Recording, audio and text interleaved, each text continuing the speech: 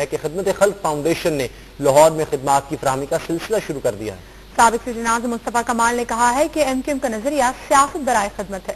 لاہور میں خدمت خلق فاؤنڈیشن کی جانب سے ایمبولینسز اور مستحقین میں سلائی مشینوں، سائیکلز اور ویل چیئرز کی فراہمی کے موقع پر خطاب کرتے ہوئے خدمت خلق فاؤنڈیشن کے چیف ٹرسٹی مصطفیٰ کمال نے کہا ہے کہ سرمایہ دار، جاگیردار اور سیاستدان عوام سے لوٹے ہوئے پیسے ہی الیکشن کے قریب عوام میں تقسیم کرتے ہیں، لیکن ایم کیو ایم سیاست برائے خدمت خلق فلسفے پر یقین رکھتی ہے اور اپنے کارکنوں اور لیڈروں کی شہادتوں کے باوجود عوام کی خدمت کا عمل جاری رکھتی ہے۔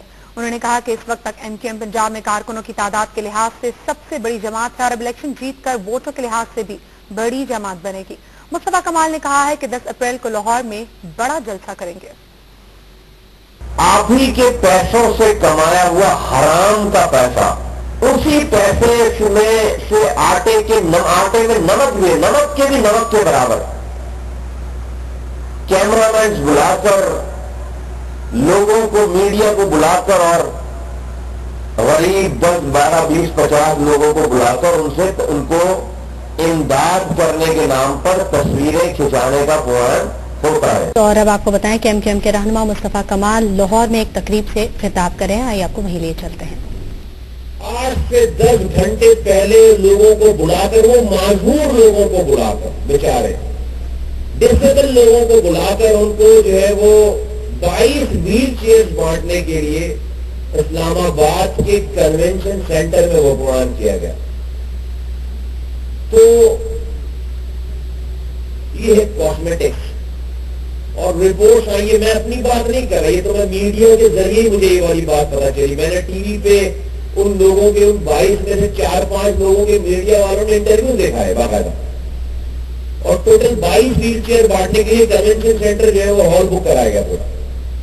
تو ایک طرف یہ ہے، خواتین اور حضرات، میرے بھائیوں، بزرگوں اور دوستوں اور مائیں بہنیں یہاں پر ہیں اور میڈیا کے ہمارے بھائی یہاں پر موجود ہیں، جیسا کہ افتخار رنداوا بھائی آپ کو بتا رہے تھے کہ ایم کیو ایم اور ایم کیو ایم کے قائد جناب الطاف حسین بھائی کا نظریہ ملک میں سیاست برائے سیاست کرنا نہیں ہے، ہم سیاست برائے خدمت کرنا چاہتے ہیں۔ سیاست ہمارے لیے سیکنڈری ایشو ہے، سیاست ہمارے لیے بعد کا مسئلہ ہے۔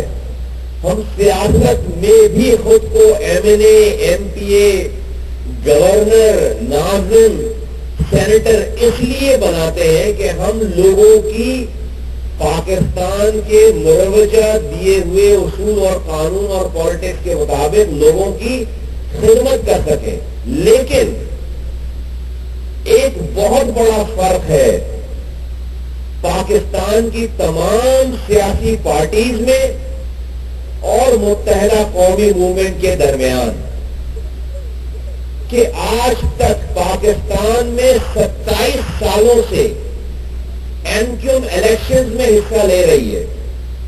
پچھلے 32 سالوں سے قائد تحریک جناب الطاف حسین بھائی اس تحریک کو چلا رہے ہیں۔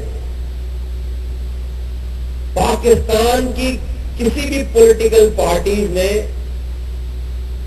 آپ بڑی بڑی پولیٹیکل پارٹیز جو کہ کئی بار اقتدار میں رہی ہے، اور اقتدار سے مراد، اور میں یہاں پر اقتدار کو بھی ذرا ایکسپلین کر دوں، میں آپ کو ذرا اقتدار کے معنی ایکسپلین کر دوں۔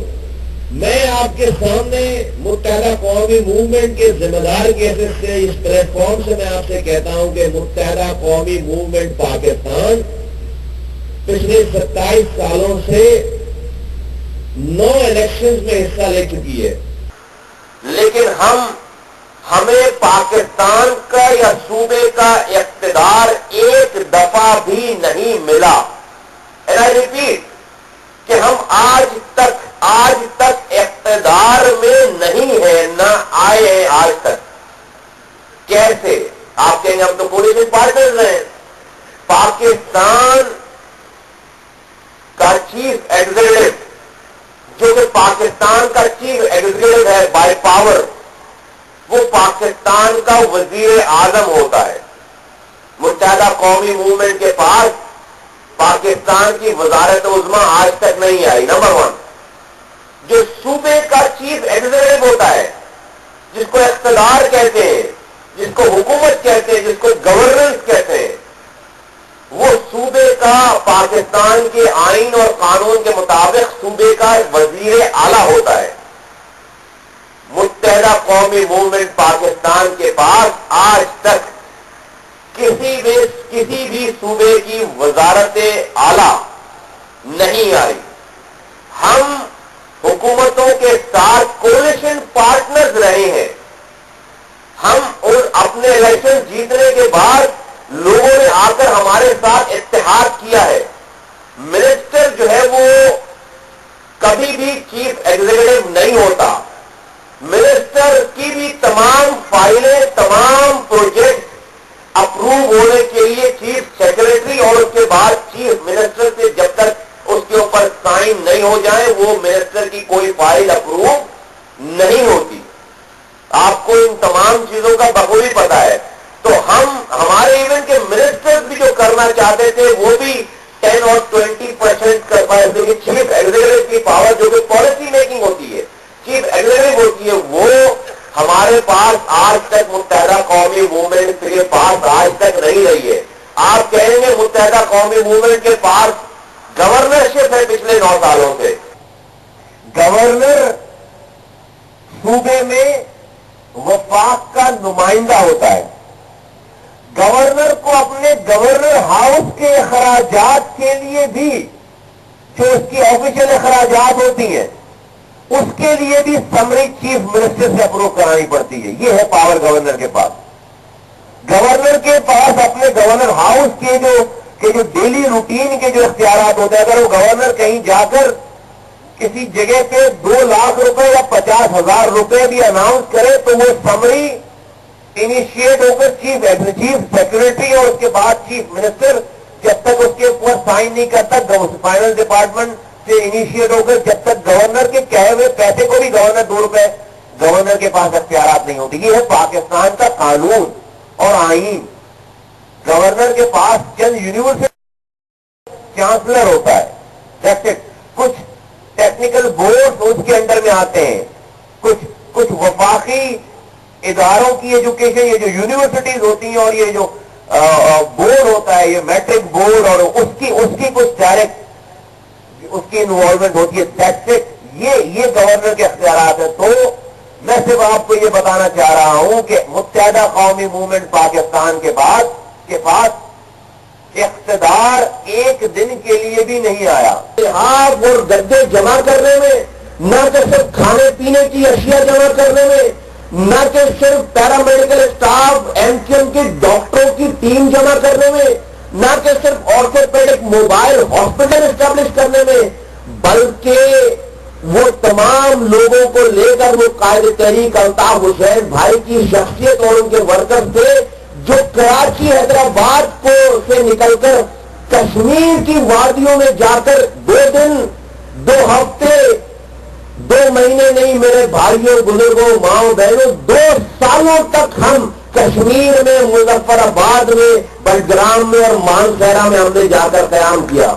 ہم نے ان کے لیے ولیجز بنائے، ہم نے ان کے لیے وہاں پر فیلڈ ہاسپٹلز بنائے، ہم نے وہاں پر ان کے لیے اسکولز بنائے، ہم نے وہاں پر ان کے لیے بستیاں بنائی باقاعدہ، ہم نے وہاں پر ان کے ہزاروں کی تعداد میں MQM خدمت خلق فاؤنڈیشن کے انڈر میں میڈیکل ایڈ کی ٹیم نے وہاں پر ہزاروں کی تعداد میں آپریشن کیے. ہم نے سال بھر کے ہم نے ان کو جو ہے وہ کھانے پینے کی اشیاء اجناس پرووائڈ کیے. ہم نے وہاں پر یتیم جو بچے ہو گئے تھے، ہم نے بچیوں کی شادیاں کروائی وہاں پر، ہم نے وہاں پر لوگوں کے گھر بسائے. ایک ووٹر نہیں تھا الطاف بھائی کا، ایک UC ناظم نہیں تھا وہاں پہ الطاف بھائی کا، ایک کونسلر نہیں تھا الطاف بھائی کا وہاں پہ. کیا ضرورت تھی؟ انسان اگر پاکستان کو دیکھے، جبکہ ہم اگین میں کہوں گا کہ ہم ایک دفعہ بھی اقتدار میں نہیں آئے تھے، جبکہ پاکستان کی تمام پارٹیاں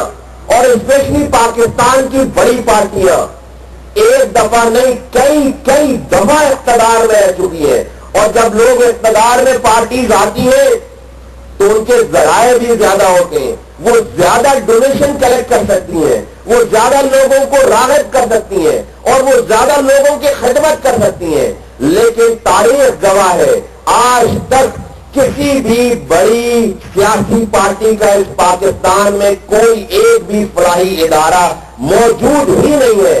چھوڑ دے خدمت کرنے کی بات، کوئی فلاحی ادارہ پاکستان کی یہ جو تمام بڑی پارٹیاں ہیں جو کہ کئی دفعہ صوبے میں اور اپنے وفاق میں اقتدار میں رہی ہیں، وزیر وزراء اعظم رہے ہیں، ان کے جو ہے وہ وزراء اعلیٰ رہے ہیں، ملک کا نظام چلایا ہے، آج تک خدمت خلق کے طرز پر کوئی ایسا فلاحی ادارہ